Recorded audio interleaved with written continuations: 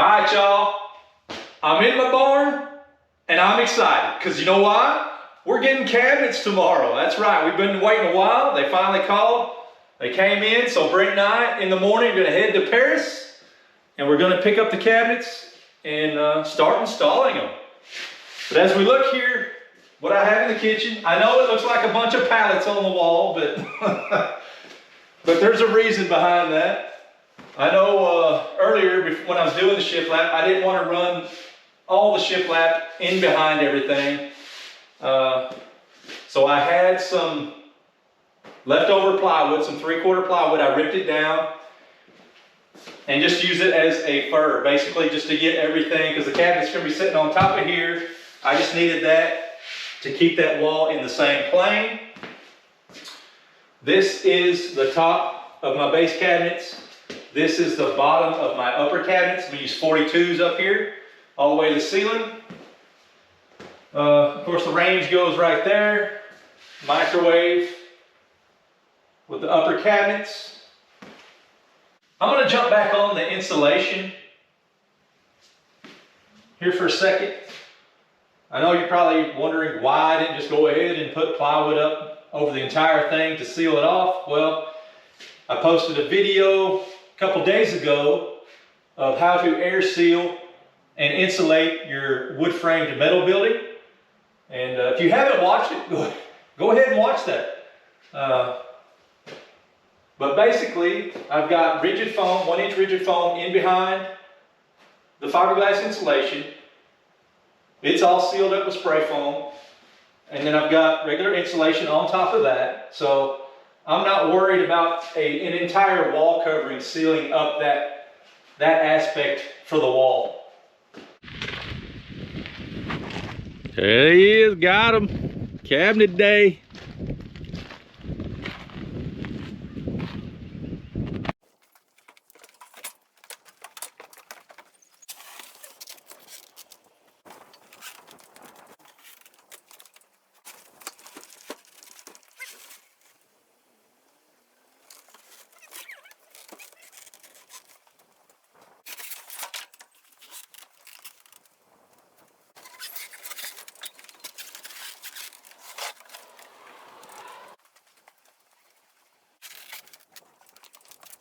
All right, I got the cabinets and we're about to set the uppers. As I said the other day, this is set to my laser. So this will be the bottom of the upper cabinets. And I'm just going to go ahead and check the level of my wall, make sure I need to shim what I need to do. So we'll get started.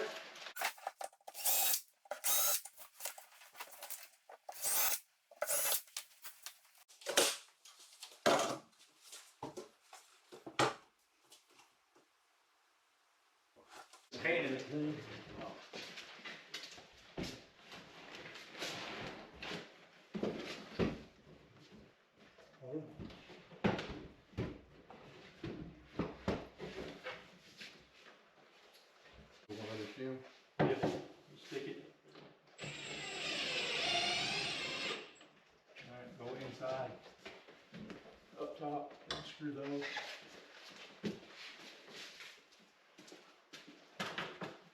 I'm just on that wall there. This wall? Yep.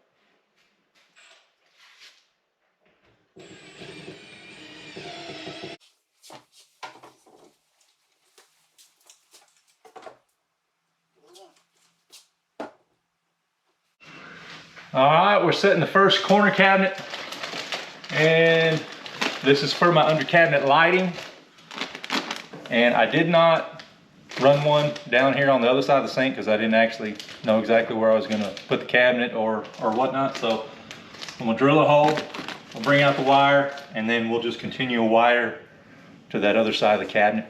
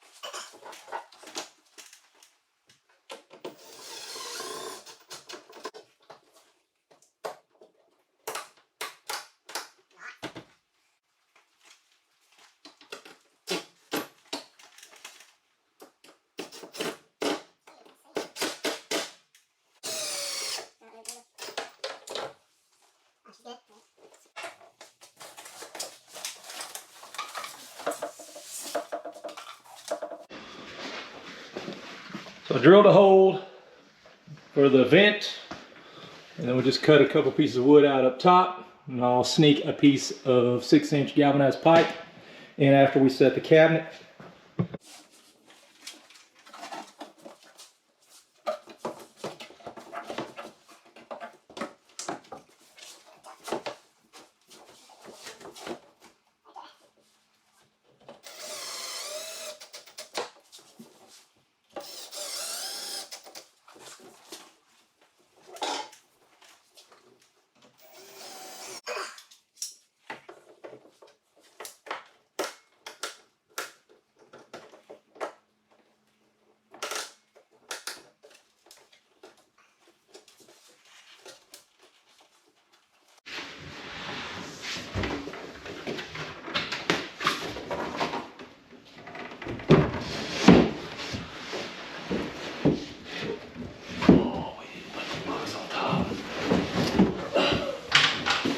Just kidding. That's fit. Just kidding.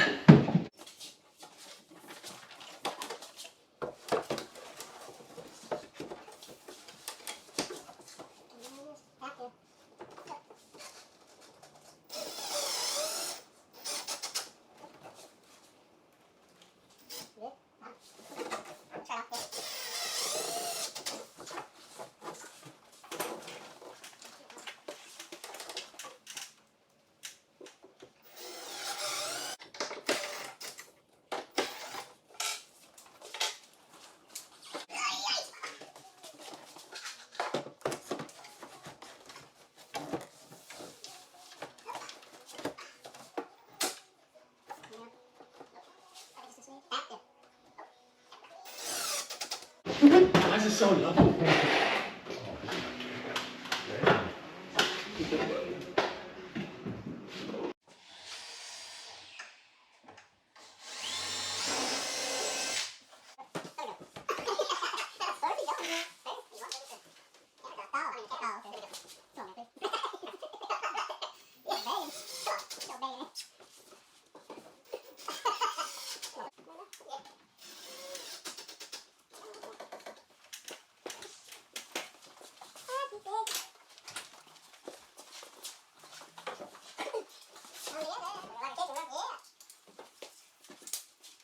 All right, we're gonna start in the corner with the base cabinets, work our way out of the corner. But I do have some shims on the floor in behind the back of the base. And this is set to the height that we need. And we're just gonna run each way. That way, it's easier to run from the corner out than it is from out to in the corner in case something needs to be shimmed a little bit.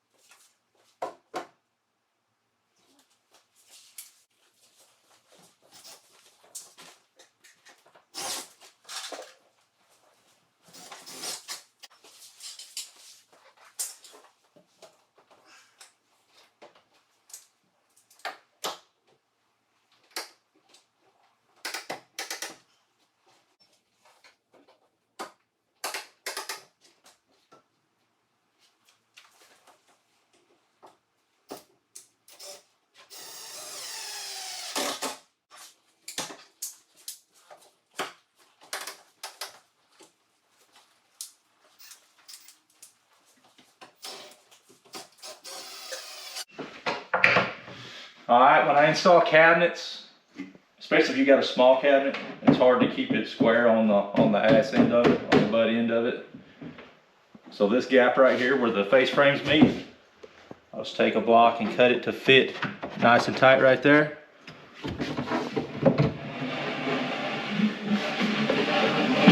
Then I'll come in and I'll just mount it right there, like so.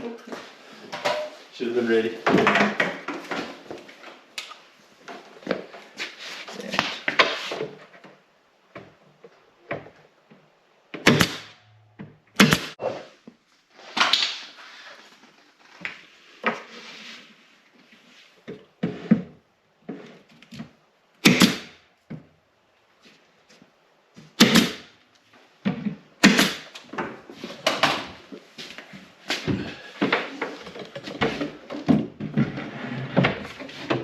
That way you can screw them together and you don't have an issue with it wiggling on you, and keep everything a little bit square. All right, I've got a small cabinet here connected to the corner cabinet. So I'm gonna go ahead and fasten them all together. That way, once I install it, it'll be easier trying to square everything up, and instead of just trying to go off of this one, because this one has got to be dialed in with the side of this. So I'll put it in as a whole and plumb it up that way, level it up. All right, I've got my Stabila plate level, which comes in very handy with this situation, because you want this height and this height to match exactly. And you can't usually do it with a normal size level. Plus, as you can see, I go from here to there, which is it's 10 feet long. So you want that straight. You want that in a single plane. A lot of times you go to houses and you don't see that. So you can see right here that we need to come up almost, I don't know, pretty close to 1/4 of an inch. So I got my handy dandy cedar shims, and we'll just sneak them right under there until it's level.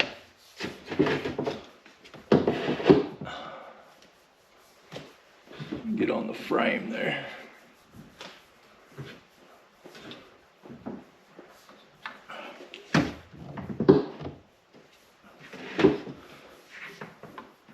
Still back on there? Yeah. There we go. There we go. We're getting somewhere now. There it is.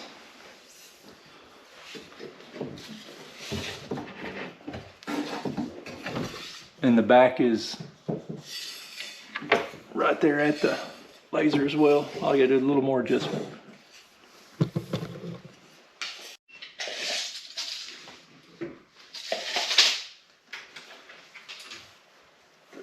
Come my way, son.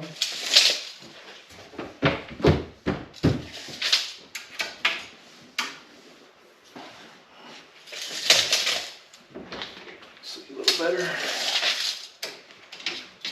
Come on, 3/8. Oh, right there. That's it.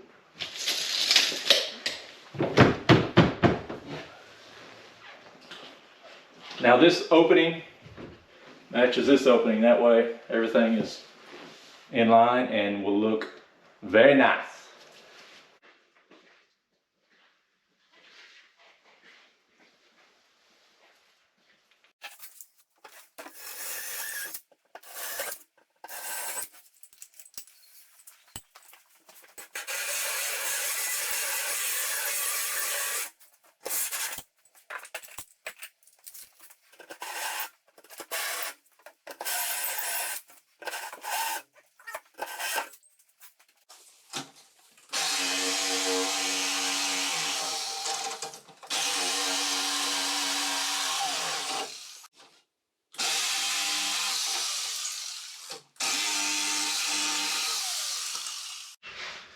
Well, let's see if we pass the test.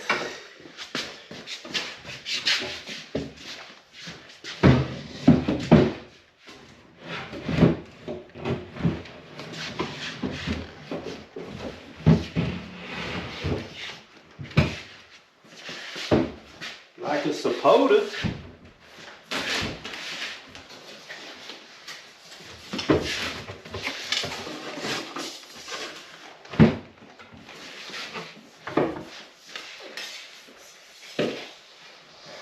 Got it, coach.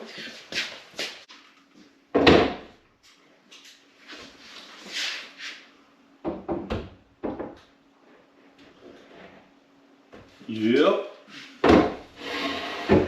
Yep.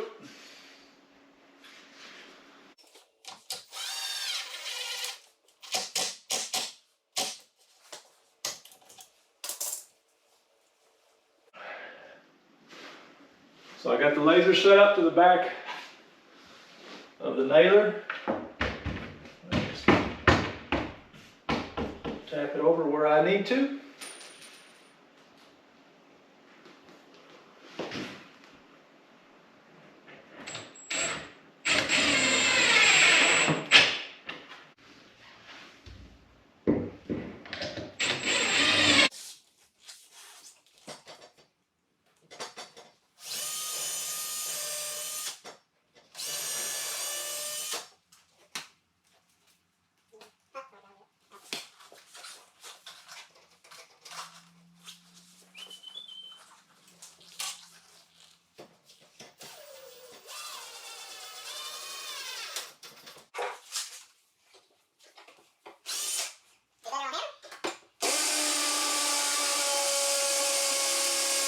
All right, I've got this. This is basically a truss bracket, but I'm gonna use it as an L bracket because I had a bunch left over.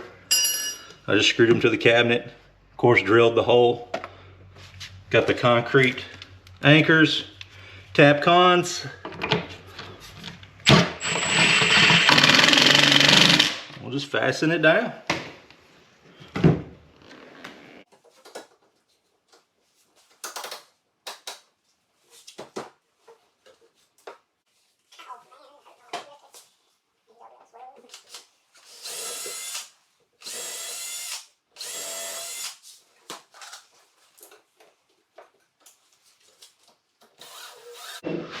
All right, I have a Peninsula of cabinets and I need to anchor them, of course, so they're not gonna move.